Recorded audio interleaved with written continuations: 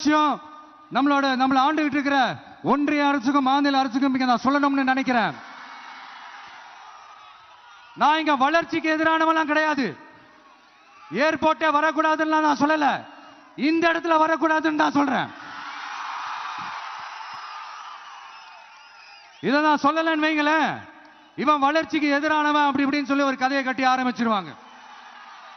சரி, நமக்கு அதை பத்தி எல்லாம் கவலை இல்லைன்னு வைங்க. எல்லாத்துக்கும் மேல இன்னைக்கு இந்த பூமியில வாழ்ற எல்லா உயிரினங்களோட இருப்பையும் புவி வெப்பமயமாதல் பயமுறுத்திட்டு இருக்கு. அதனுடைய ரிசல்ட் தான் ஒவ்வொரு வருஷமும் இந்த மழை காலத்துல வெள்ளத்துல சென்னை சிட்டி எப்படி தத்தளிச்சுக்கிட்டு இருக்கிறது நம்ம பார்க்கிறோம். இப்ப ரீசன்ட் டைம்ல எடுத்த ஒரு அறிவியல் ஆய்வுல இப்படி ஒவ்வொரு வருஷம் சென்னையில வர ஃப்ளட்டுக்கு காரணமே இங்க இந்த சுற்றுவட்டார பகுதியில் இருக்கிற சதுப்பு நிலங்களை நீர்நிலைகளை அழிச்சதுதான் சொல்லுது. இப்படி ஒரு சூழல் இருக்கும் போது 90% ஆஃப் விவசாய நிலங்கள் 90% ஆஃப் நீர்நிலைகளை அழிச்சு இங்க இந்த பரந்தூர் விமான நிலையத்தை கொண்டு வரணும்னு எடுக்கிற அந்த முடிவை எந்த அரசா இருந்தாலும் அது மக்கள் விரோத அரசா தான் இருக்க முடியும். இப்ப சமீபத்தில் நம்ம அரிட்டாப்பட்டி பகுதியில் அந்த டங்ஸ்டன் சுரங்கம் அமைக்கிறதை எதிர்த்து தமிழ்நாடு அரசு ஒரு தீர்மானம் ஒன்று கொண்டு வந்தாங்க.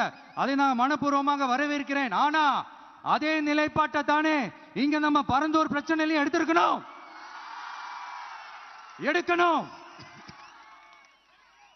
எப்படி அரிட்டாப்பட்டி பகுதி மக்கள் நம்ம மக்களோ அதே மாதிரி தானே பரந்தூர் மக்களும் நம்ம மக்கள்.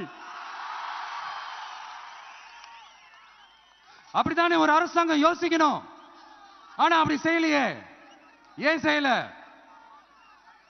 ஏன்னா இந்த விமான நிலையத்தையும் தாண்டி இந்த திட்டத்தில் அவங்களுக்கு ஏதோ ஒரு லாபம் இருக்குது.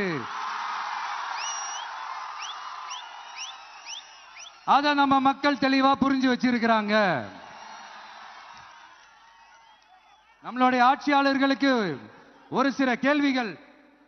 நீங்க எதிர்கட்சியா இருக்கும் போது 8 வழிச்சாலையை எதிர்த்தீங்க, அந்த காட்டுவழி துறைமுகத்தை எடுத்தீங்க. அதே தானே இங்கேயும், அதே நிலைப்பாடு தானே இங்கேயும் எடுக்கணும்.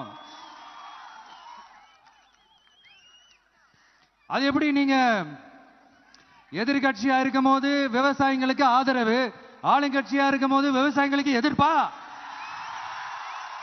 இது எனக்கு புரியலையே.